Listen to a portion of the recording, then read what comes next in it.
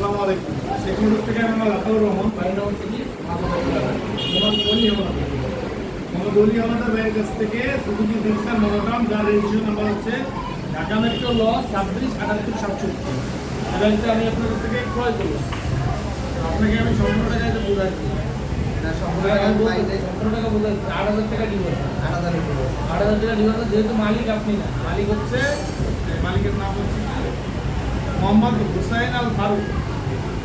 এনাকে হাজির করে দেওয়ার দায়িত্ব আপনার, এবং এই মালিকের কাছে যদি কোনো ডিউ থাকে, আপনার যদি কেউ বা আপনার আগে যদি কারো মালিকের কাছে এই বাইকটা যদি কোনো ডিউ থাকে, বা আজকের তারিখটা হচ্ছে 2/6/2025, আজকের আগে যদি এই বাইকে কোনো মামলা মোকদ্দমা বা আইন প্রতিষ্ঠানের সাথে এই বাইকটা জড়িত থাকে, যদি ড্রাইভার হচ্ছে আপনার গ্রহণ করতে হবে।